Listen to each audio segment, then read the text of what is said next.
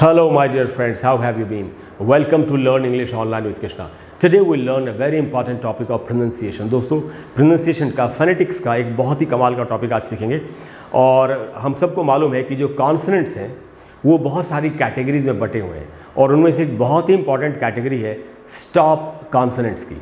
तो आज हम सीखेंगे दोस्तों कि स्टॉप कॉन्सोनेंट्स, जिनको सिर्फ कई बार स्टॉप्स भी कहा जाता है, ये क्या होते हैं और ये फर्दर कितनी कैटेगरीज में बटे हुए हैं। हमको इनके बारे में पता होना ही चाहिए, जिससे कि इनके ऊपर जितने भी इनके ऊपर बेस्ड, इनके ऊपर आधारित जितने भी रूल्स हैं वो हम सीख सकें और अच्छा उच्चारण कर सकें।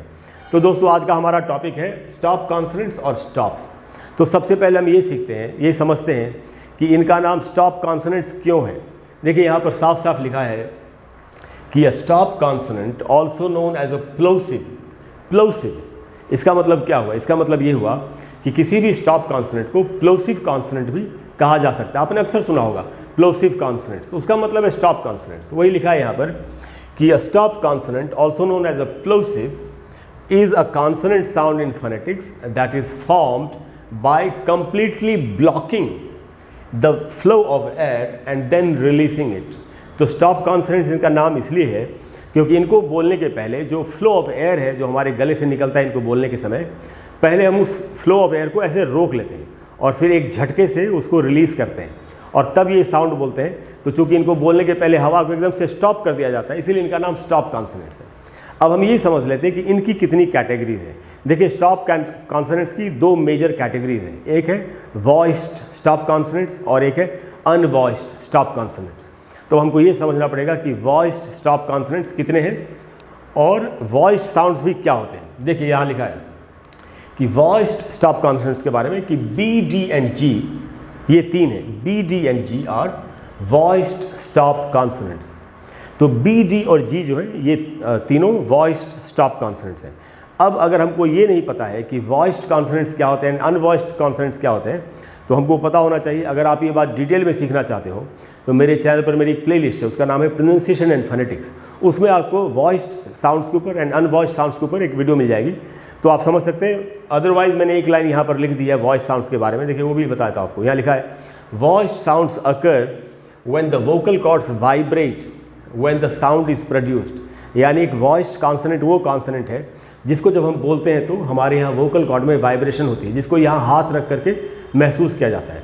तो ये होते हैं वॉइस्ड कॉन्सोनेंट्स और उनमें जो वॉइस्ड स्टॉप कॉन्सोनेंट्स होते हैं वो है बी, डी एंड जी। अब हम देखते हैं कि जो वॉइसलेस या अनवॉइस्ड स्टॉप कॉन्सोनेंट्स हैं वो कौन से होते हैं। तो यहाँ लिखा है दोस्तों कि वॉइसलेस स्टॉप कॉन्सोनेंट्स के बारे में कि P, T and K are unvoiced और वॉइसलेस स्टॉप कॉन्सोनेंट्स। तो बी, डी एंड जी जो थे वो वॉइस्ड स्टॉप कॉन्सोनेंट्स थे। B, D and G, B, D and G ये वॉइस्ड स्टॉप कॉन्सोनेंट्स हैं। लेकिन पी, टी एंड के जो है ये तीनों अनवॉइस्ड स्टॉप कॉन्सोनेंट्स हैं। तो आप कहेंगे कि सीख के हमको क्या फ़ायदा है। उसके भी पहले आपको एक दूसरी बात बताता हूँ कि अनवॉइस्ड जो साउंड्स होते हैं या वॉइसलेस जो कॉन्सोनेंट्स होते हैं वो क्या होते हैं। तो यहाँ पर फिर एक लाइन मैंने लिख दी है कि वॉइसलेस साउंड्स या unvoiced sounds are produced by pushing air from the lungs through the mouth without vibrating the vocal cords. देखिए अनवॉइस्ड साउंड्स जब हम बोलते हैं कॉन्सोनेंट्स, तो उनको बोलने के लिए हमको वोकल ट्रैक्ट की, वोकल कॉर्ड्स की ज़रूरत नहीं पड़ती। जो फेफड़ों से जो हवा निकलती है मुंह के थ्रू, तो उस हवा के थ्रू ये साउंड निकलते हैं। जैसे एस, तो एकदम हवा से साउंड बन रही है, तो इन्हीं साउंड्स को बोलते हैं अनवॉइस्ड साउंड्स। और उनमें अनवॉइस्ड साउंड्स में जो अनवॉइस्ड स्टॉप कॉन्सोनेंट्स हैं वो है पी, टी एंड के। तो आप समझ गए कि अनवॉइस्ड साउंड्स क्या होते हैं। अब हमको ये जो पी, टी एंड के हैं इनमें भी, इनका भी फर्दर एस्पिरेशन किया जा सकता है। तो एस्पिरेशन क्या होता है? अच्छा, अगर हमको एस्पिरेशन नहीं मालूम, अगर हमको ये चीज़ें मालूम नहीं है, ये टॉपिक्स पता नहीं है, तो हम कैसे अच्छा उच्चारण करेंगे। तो हम ये समझ लेते हैं कि एस्पिरेशन क्या होता है। तो देखिए यहाँ पर लिखा है कि voiceless stop consonants can be aspirated whereas voiced stop consonants can't be aspirated. तो जो अनवॉइस्ड स्टॉप कॉन्सोनेंट्स हैं उनका आप एस्पिरेशन कर सकते हैं। तो एस्पिरेशन क्या होता है? देखिए इधर लिखा है aspiration is a process of adding an extra puff of air to a sound. Aspiration का मतलब है जब जो अनवॉइस्ड स्टॉप कॉन्सोनेंट्स हैं पी, टी एंड के, उनको जब बोलेंगे तो उनमें जब हम उनके साथ जब हम हवा का एक एक्स्ट्रा झोंका यूज़ करते हैं बोलने के टाइम पर, इसी को एस्पिरेशन कहते हैं। तो इसका मतलब क्या है, हवा का एक एक्स्ट्रा झोंका ऐड करने का क्या मतलब है वो आपको बताता हूँ। देखिए उसमें ये होता है कि जैसे पी को प प्लस फ के जैसे बोलेंगे जैसे फी, खे को क प्लस ख के जैसे बोलेंगे जैसे खे, और टी को ट प्लस ठ के जैसे बोलेंगे जैसे ठी, जैसे बोलेंगे टेबल या फैन या किंग, इसको कहते हैं एस्पिरेशन। अब अगर ये जो तीनों वॉइसलेस स्टॉप कॉन्सेंट्स हैं पी टी एंड के, इनका एस्पिरेशन अगर हमको करना है और हमको ये बात बतानी भी है तो फिर हम कैसे बताएंगे कि यहाँ पर पी एस्पिरेटेड है, आखिर उसका सिंबल क्या है। देखिए यहाँ लिखा है दी IPA डायक्रिटिक, डायक्रिटिक का मतलब है सिंबल। अगर मैं साधारण शब्दों में बताऊँ आपको, दी IPA का मतलब है इंटरनेशनल फोनेटिक अल्फ़ाबेट।